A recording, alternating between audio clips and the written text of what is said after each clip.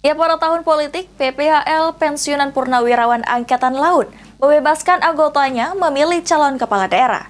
Namun, PPHL meminta anggota untuk tidak menggunakan atributnya di saat kampanye.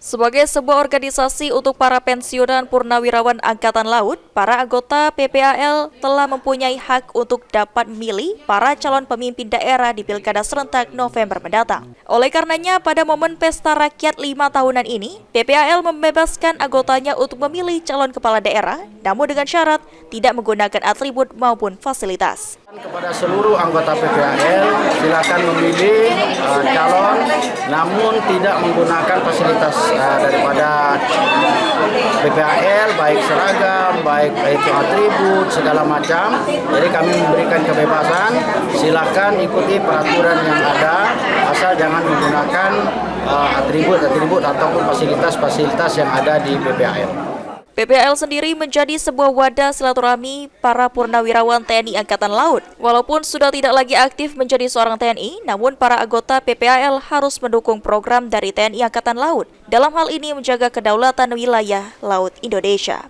Selain itu, para purnawirawan TNI Angkatan Laut yang tergabung dalam PPHL sampai saat ini masih tetap aktif berkarya dalam segala bidang. Firman Hidayat, PAL TV.